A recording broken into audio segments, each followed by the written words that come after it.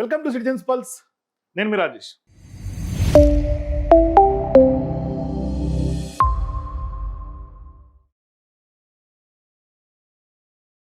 రెండు తెలుగు రాష్ట్రాల్లో కూడా ప్రస్తుతం యూట్యూబర్ రావణ్ సంబంధించినటువంటి చర్చ భారీ స్థాయిలో జరుగుతుంది. ఒకటి, రావణ్ చేసినటువంటి వ్యాఖ్యలు వర్సెస్ సనాతన ధర్మం రైటిస్టుల మధ్య భారీ స్థాయిలో చర్చ జరుగుతుంది. సరే, మనం గత 2 రోజులుగా మాట్లాడాం, కానీ రావణ్ ఏం మాట్లాడాడు, ఎందుకు మాట్లాడాల్సి వచ్చింది, మరి ఇవాళ రిమాండ్ రిపోర్ట్లో ఏ ఏ అంశాలు పొందుపరిచి ఉన్నారు, మరి నిజంగానే ఇవాళ అతిపెద్ద చర్చ జరుగుతున్నటువంటి నేపథ్యంలో ఉపా చట్టం ఏదైతే ఉగ్రవాద నిరోధానికి అన్లాఫుల్ యాక్టివిటీస్ ప్రివెన్షన్ యాక్ట్ కింద ఉపా ఏదైతే చట్టం ఉందో ఆ చట్టం రావణ్ మీద నిజంగా ప్రయోగించిన తర్వాత భారీ స్థాయిలో చర్చ జరుగుతుంది. మరి ఇవాళ ఆయన చేసినటువంటి వ్యాఖ్యలు ఉపా కిందకి వస్తాయా లేదా, ఉపాను దుర్వినియోగం చేస్తున్నారా, ఇటువంటి వ్యాఖ్యలు వస్తున్నాయి. సరే, ఇప్పుడు ఒక్కసారి మనం ఉపాను దుర్వినియోగం చేస్తున్నారు అని స్పష్టంగా కొంతమంది మాజీ ఐఏఎస్ అధికారులు, ఐపీఎస్ అధికారులు, క్యాపిటలిస్టులు కొంతమంది ఇవాళ బహిరంగంగానే రిమాండ్ రిపోర్ట్ చూసిన తర్వాత మాట్లాడుతున్నారు. వాళ్ళు ఏమంటున్నారు, యుఏపీఏ ఉగ్రవాదానికి పిచ్చుకలకు కాదు అంటే, ఇవాళ పిచ్చుక మీద బ్రహ్మాస్త్రం వేసినట్టుగా ఒక యూట్యూబర్లో మాట్లాడేటువంటి ఒక యూట్యూబర్ని ప్రశ్నించే గొంతుకను వాళ్ళకి ఏవో లింకులు ఉన్నట్టుగా, వాళ్ళకి ఏదో జరిగిపోయినట్టుగా, వాళ్ళు ఏదో మాట్లాడినట్టుగా ఈ విధంగా దుర్వినియోగం చేయడం కరెక్ట్ కాదు అని ఇవాళ ఏబి వెంకటేశ్వర్లు గారు చెప్తున్నారు. ఏబి వెంకటేశ్వర్ గారు అంటే మనందరికి సుపరిచితమే. ఆయన గతంలో మాజీ పోలీస్ ఇంటెలిజెన్స్ చీఫ్గా పనిచేశారు. తర్వాత వైఎస్ జగన్మోహన్ రెడ్డి హయాంలో ఎంత మేర ఆయన ఇబ్బందులు పడ్డారో మనందరికీ తెలుసు.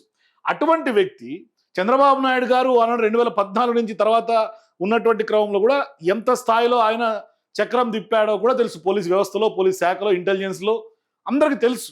కానీ ఇవాళ అటువంటి వ్యక్తులే ఇవాళ వచ్చి ఉపాను మీరు దుర్వినియోగం చేస్తున్నారు అని మాట్లాడే పరిస్థితికి వచ్చింది ఆంధ్రప్రదేశ్లో.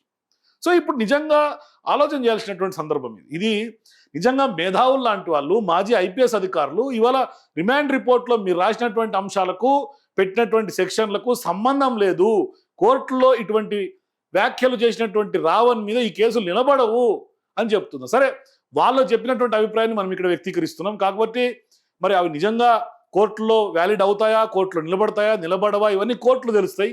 కేసులో సంబంధించినటువంటి వాస్తవాలు ఏంటి, ఆయన చేసినటువంటి వ్యాఖ్యలు ఏంటి, అవి ఎంతవరకు నిలబడతాయి, ఇవన్నీ కూడా కోర్టులు తెలుస్తాయి. కాకపోతే ఇవాళ గతంలో నాకు ఊహ తెలిసినప్పటి నుంచి చంద్రబాబు నాయుడు గారు అనేక సందర్భాల్లో అనేక సార్లు ఆయన దేశంలో ఎవరూ చేయనటువంటి అత్యధిక సంవత్సరాలు, అత్యధిక టర్ములు ఆయన సీఎంగా ఉన్నారు. గతం ఉమ్మడి ఆంధ్రప్రదేశ్ కానీ తర్వాత కానీ నాకు తెలిసి ఆయన ఇటువంటి ప్రశ్నించినటువంటి వాళ్ళ మీద ఉపా చట్టం పెట్టినటువంటి దాఖలాలు ఇప్పటివరకు లేవు. మరి ఇవాళ ఎందుకు పెట్టాల్సి వచ్చిందనే ప్రశ్న. ఎవరి ప్రోద్బలంతో పెట్టారు, ఎవరు ఒత్తిడి మేర ఇవాళ ఆ కేసు ఉపా కింద పెట్టాల్సి వచ్చింది, మరి ఇవాళ ప్రజల్లో వస్తున్నటువంటి సింపతి కానీ, ప్రజల్లో వచ్చినటువంటి ఒక చర్చ కానీ అది ఎవరికి పాజిటివ్ అయ్యే అవకాశం ఉంటుంది, ఎవరికి నెగిటివ్ అయ్యే అవకాశం ఉంటుంది, ఇది కూడా పెద్ద చర్చ జరుగుతుంది. ఎందుకంటే ఇప్పటిదాకా చంద్రబాబు గారు అటువంటి కార్యకలాపాలకు పడనటువంటి ఒక సీఎంగా ముందున్నటువంటి ఆయన ఇవాళ సడన్ గా ఎందుకు ఉపా కింద కేసులు పెడుతున్నారు, ఎందుకు ఇట్లా పదే పదే కేసులు పెట్టి తిప్పుతున్నారు, ఏం జరుగుతోంది?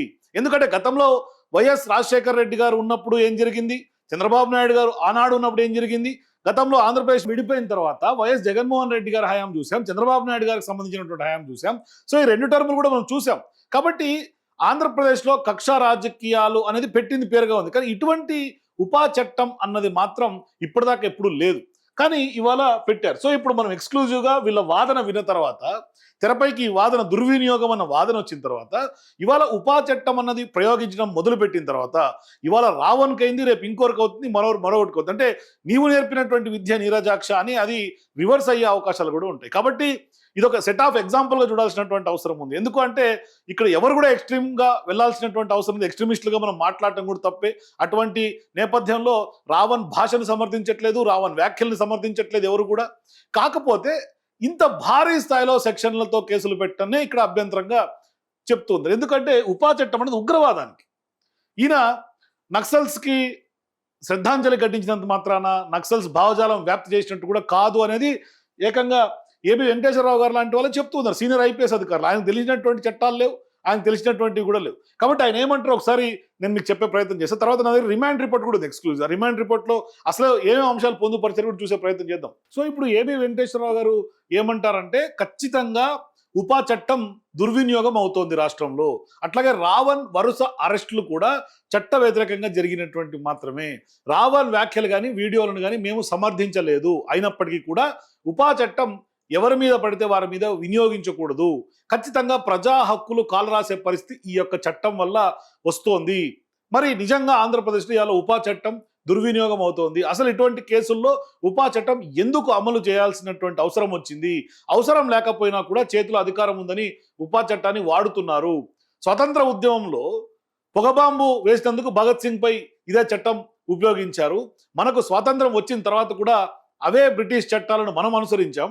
ఆ తర్వాత కూడా చట్టం తెచ్చి ఒక్కో చోట ఒక్కో విధంగా వాడారు ఆనాడు. అది కూడా దుర్వినియోగం కావడంతో ప్రజల్లో వ్యతిరేకత కారణంగా పివి నరసింహారావు గారు ఆనాడు ఆయన హయాంలో టాడా చట్టాన్ని కూడా రద్దు చేశారు.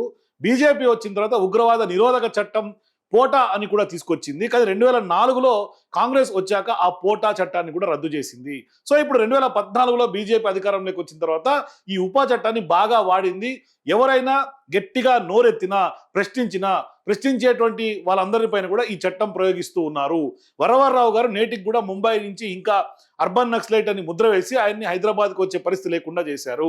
మావోయిస్టులు, కమ్యూనిస్టులు, అట్లాగే క్యాపిటలిస్టులు వాళ్ళందరూ కూడా మేము గౌరవిస్తాం, వారి హక్కులను సమర్థిస్తాం. రావణ్ పై ఉగ్రవాద చట్టం కింద కేసు నమోదు చేయడం కరెక్ట్ కాదు అంటున్నారు. అట్లాగే రిమాండ్ రిపోర్ట్లో పెట్టినటువంటి అంశాలు కూడా కోర్టులో నిలబడవు అని స్పష్టంగా వీళ్ళందరూ కూడా చెప్తూ ఉన్నారు. సో ఇది యూట్యూబర్ రావణ్కి సంబంధించి remand report. YouTuber Ravan alias Bachchalakuri Joseph ఆయనకు సంబంధించి ఇప్పుడు cases criminal case request to grant remand to the accused for a period of 15 days pending investigation of the cases regarding crime number 188/2026 sections చెప్తాను చూడండి. US 147, 148, 152, 192, 197, 1 of D, 153, 1 of B and section 13 and 39 of UAPA 1967 Act of Gannavaram PS Krishna District. ఇది remand report. Bachchalakuri Joseph @ Ravan, చిన్న Daniel 37 years, Kamma community. So ఈ క్యాస్ట్కి సంబంధించి కూడా చర్చ జరుగుతూ ఉంది. మరి కమ్మ కమ్యూనిటీ అనేది కూడా క్లియర్గా రిమాండ్ రిపోర్ట్లోనే పోలీసులు మెన్షన్ చేశారు. మరి దళిత క్రిస్టియన్ సభలో ఏ విధంగా రావణ్ పార్టిసిపేట్ చేశాడు, రావణ్ అని పేరు పెట్టుకొని ఇవాళ ఎట్లా అటువంటి వ్యాఖ్యలు చేస్తారంటే రావణ్, రాముడు ఇదంతా కూడా మనం రామాయణంలో ఉన్నటువంటి పేర్లు. రావణ బ్రహ్మగా మనం రావణ్ని కొలుస్తాం. చాలా ప్రాంతాల్లో, శ్రీలంక లాంటి ప్రాంతాల్లో రావణ్ని కొలుస్తారు. రావణుడికి టెంపుల్స్ ఉన్నాయి. మరి అటువంటి రావణుడి పేరు పెట్టుకుని హిందుత్వం మీద ఎందుకు ఇటువంటి విద్వేషపూరితమైనటువంటి వ్యాఖ్యలు చేశాడనే చర్చ కూడా జరుగుతోంది. కాకపోతే while producing the marginally noted the accused before this honorable court, I respectfully submit that the accused has demonstrated a blatant disgrade for the law.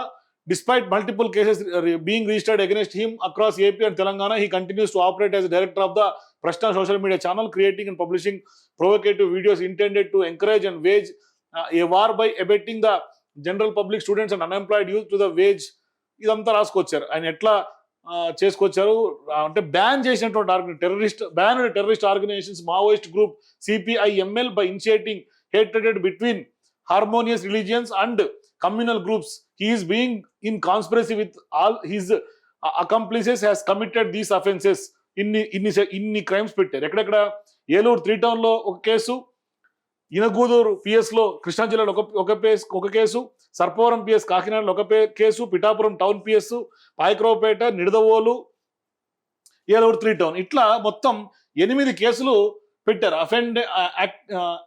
Antecedents of the accused. So ఇట్లాగా 8 కేసులు ఆయన మీద వరుసగా పెట్టి దానికి సంబంధించి రాసుకొచ్చారు. The present case is different and distincted from the above said crimes. అంటే ఈ క్రైమ్స్ కి ఈ కింద పెట్టినటువంటి కేసులకి డిఫరెంట్.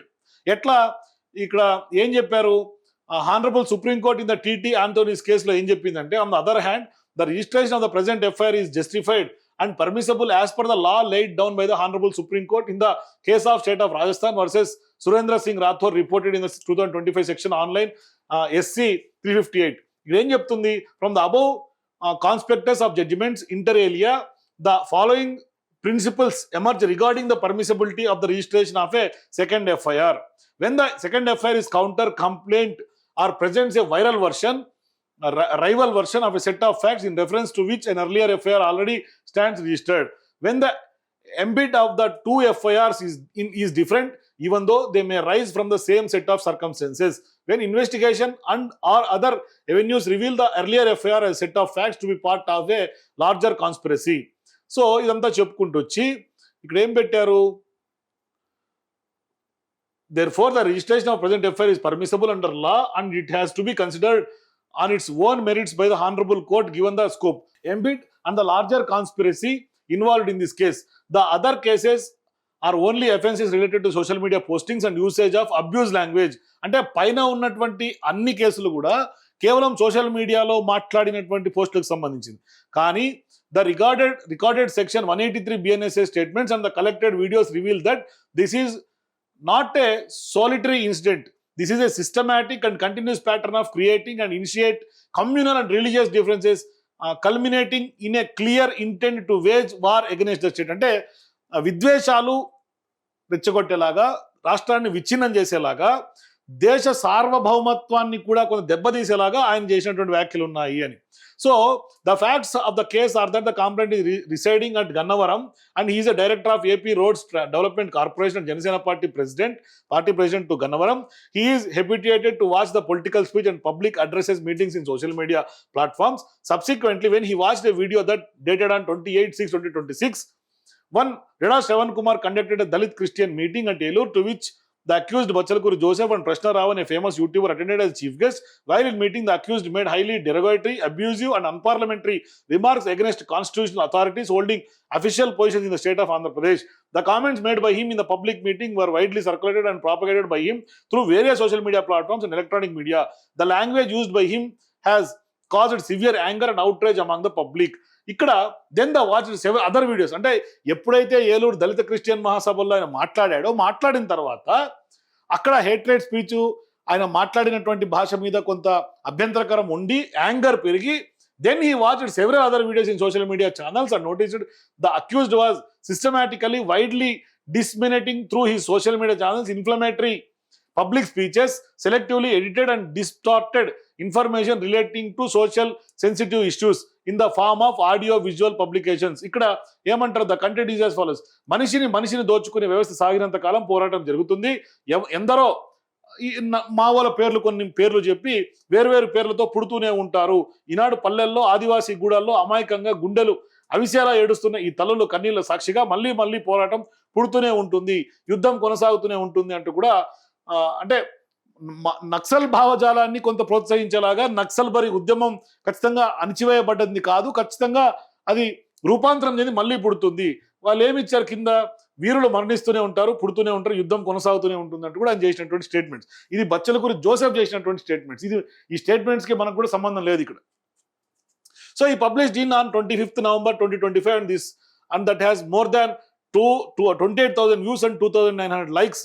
సో ఇట్లా ఆ మ్యాటర్కి సంబంధించి రాసుకుంటూ అయితే ఈ పోర్ట్రేటెడ్ మావోయిస్టులకు సంబంధించినటువంటి పేర్లు, కమ్యూనిస్ట్ పార్టీ ఆఫ్ ఇండియా, మావోయిస్టులకు సంబంధించి బ్యానర్డ్ గ్రూప్ అంతా ఐడియాలజీని, ఆర్గనైజేషన్ని that are opposite to sovereignty and security of India, అంటే అదే భారతదేశ సార్వభౌమత్వాన్ని, అట్లాగే భారతదేశాన్ని విచ్ఛిన్నం చేసేలాగా, అట్లాగే యూత్ని ఎంకరేజ్ చేసేలాగా, ఆ యొక్క మావో ఐడియాలజీని అట్రాక్ట్ చేసేలాగా ఉంది అనేది వాళ్ళు రాసుకుంటూ వచ్చారు. Based on the report of the complaint, SI of the police Gannavaram PS registered crime number 188/2026 sections ఇందాక చెప్పినట్టుగా అవన్నీ పెట్టిన తర్వాత, during the course of investigation I visited Gannavaram PS, secured the complaint and other witnesses who are available at PS, examined them LWS 1 to 3 and recorded their statements in part 2 case diary. As I received information that the accused is moving Anakapalli district and he may abscond in all probable circumstances and he is a required further interrogation and he had to be taken under custody as the case in grave in nature. I explained the same as to the superintendent of police Krishna and request the SP Anakapalli district to organize vehicle checking on important routes and apprehend the accused in this case if found. So ఇట్లా వాళ్ళు search చేసినట్టుగా ఖచ్చితంగా తప్పించుకోపోయే వీలు లేకుండా ఆయన్ని arrest చేశారు. అక్కడ ఆ యొక్క చెక్ పోస్ట్ దగ్గర అరెస్ట్ చేశారు. సరే అంతా చూసిన తర్వాత ఇక్కడ మళ్ళీ కూడా ఇంకోటి కూడా రాసుకొచ్చారు, ఇంకో 2 వీడియోలు కూడా. సో అట్లా ఆయన చేసినటువంటి వీడియోలకు సంబంధించినటువంటి కొన్ని లింకులు, ఆయన గతంలో చేసినటువంటి ఆ మావోయిస్టులకు సంబంధించిగా చేసినటువంటి వీడియోలు ఇవన్నీ పెట్టి యూఏపీఏ ఏ విధంగా ఉంటుంది.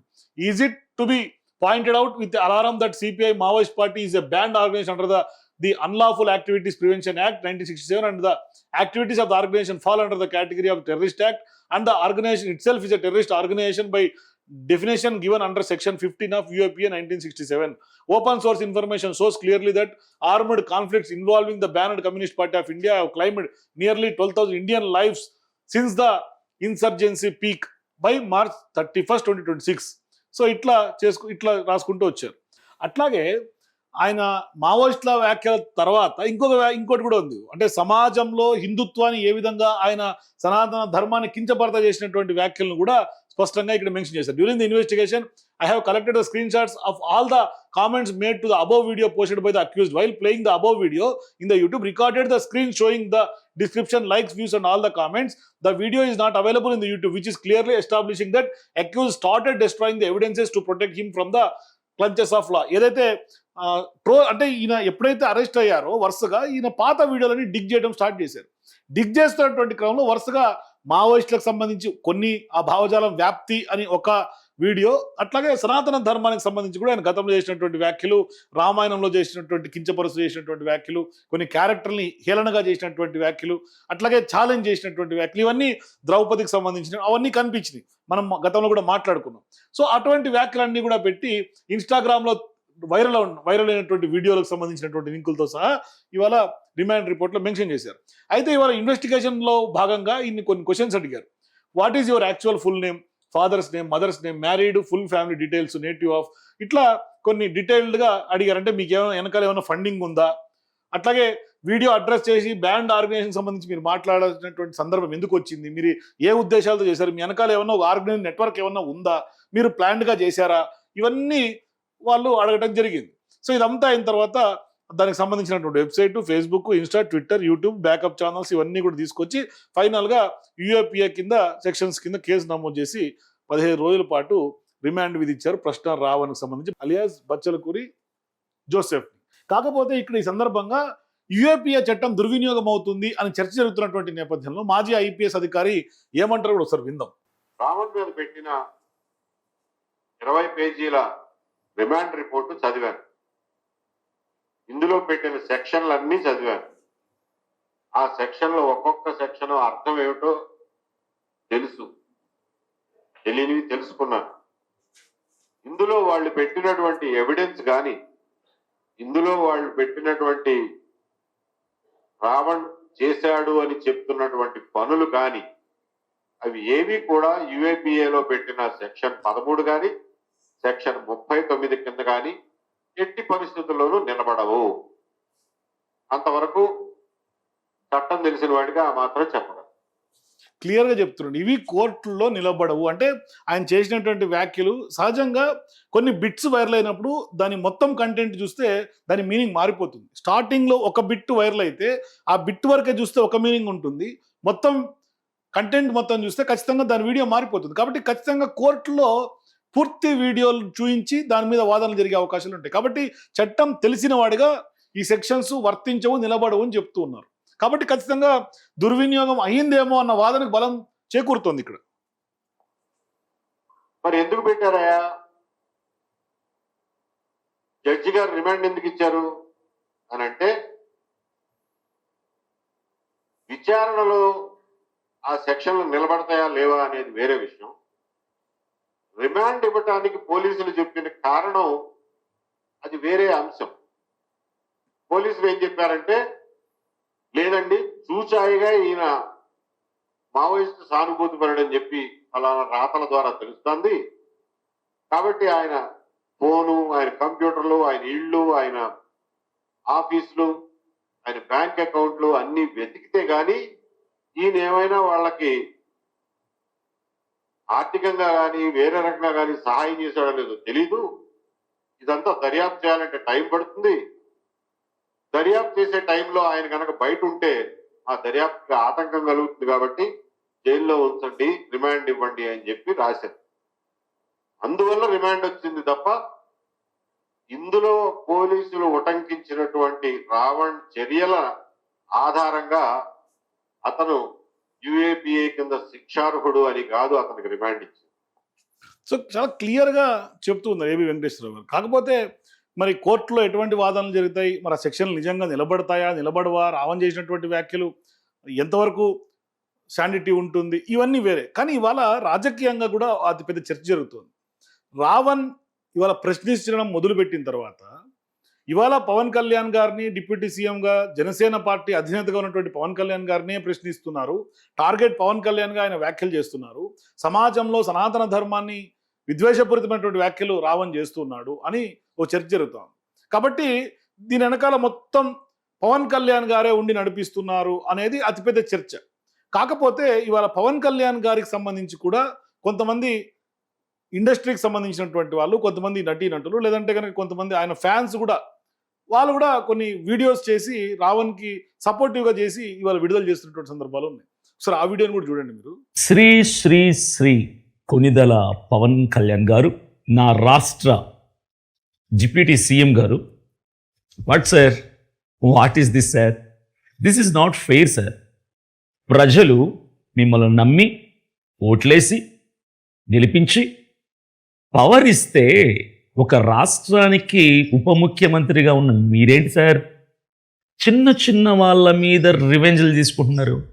ఒక యూట్యూబర్ మీద ఏంటి సార్ ఇన్ని అక్రమ కేసులు పెట్టి బెయిల్ ఇస్తే మళ్ళీ అరెస్ట్ చేసి, బెయిల్ ఇస్తే మళ్ళీ అరెస్ట్ చేసి, బెయిల్ ఇస్తే మరలా అరెస్ట్ చేసి, 4 సార్లు 4 బెయిల్ ఇచ్చినా కూడా మరలా అరెస్ట్ చేసి, చివరికి విజయవాడ గన్నవరంలో ఇక బెయిల్ రాకుండా ఉండేటువంటిగా ఉపా కేస్ పెట్టి, ఆ సెక్షన్ పెట్టి దేశద్రోహి, రాజద్రోహి అన్న ముద్ర వేసి, చివరికి బెయిల్ రాకుండా చేసి నెల్లూరు సెంట్రల్ జైలుకి అతన్ని పంపించారు. ఎవరి గురించి మాట్లాడుతున్నంటే యూట్యూబర్ ప్రశ్న రావణ్ గురించి మాట్లాడు. సార్, మిమ్మల్ని ఓట్లేసి జనం గెలిపించింది ప్రజల పక్షంగా నిలబడి ప్రజలకు న్యాయం చేయమని సార్. సుగాలి ప్రీతి గారి మదర్కి మీరు మాట ఇచ్చారు సార్, న్యాయం చేస్తాను, దుండగల్ని హంతకుల్ని పట్టుకున్నారు సార్. అది మీరు పట్టించుకోరు సార్.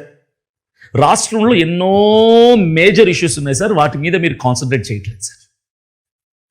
మీ నియోజకవర్గంలో చిన్న పిల్లల మీద, స్కూల్ పిల్లల మీద కాస్ట్ డిస్క్రిమినేషన్ జరిగితే అక్కడ మీరు రెస్పాండ్ అవ్వరు సార్. మీ ప్రతాపం ఎవరి మీద అంటే ఒక యూట్యూబర్ మీద, రావణ్ అనే ఒక యూట్యూబర్ మీద మీరు ప్రతాపం చూపిస్తే సార్ రాష్ట్రం అంతా చూస్తుంది సార్, దేశం అంతా చూస్తుంది సార్, ప్రజలందరూ చూస్తున్నారు సార్. మీ స్థాయిని, మీ విలువని, మీ హోదాని మీరే దిగజార్చుకుంటున్నారు సార్. ఒక్క మాట అయితే నేను చెప్తాను సార్ పవన్ కళ్యాణ్ గారు, దయచేసి ఈ మాటను అర్థం చేసుకోండి.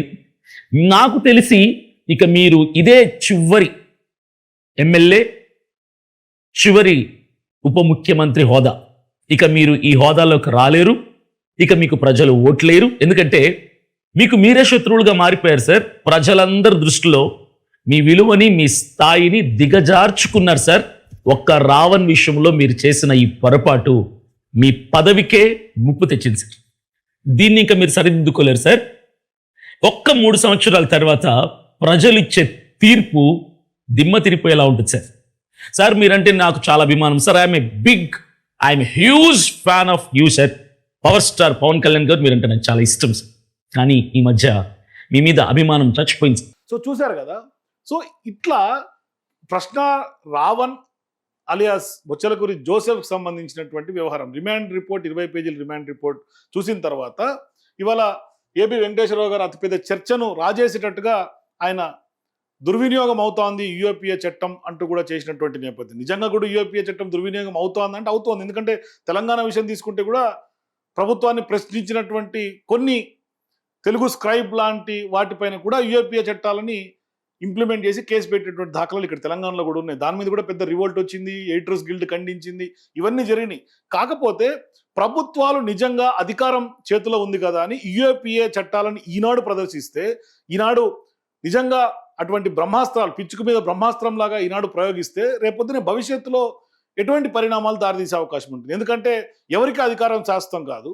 ఇవాళ నిజంగా ఎటువంటి పరిణామాలకు సమాజంలో దారితీసే అవకాశాలు ఉంటాయి. నిజంగా ఈ యొక్క యూఏపీఏ చట్టం పైన మీ అభిప్రాయాలు కూడా కింద నాకు కామెంట్స్ చెప్పండి. For more videos please watch citizens pulse.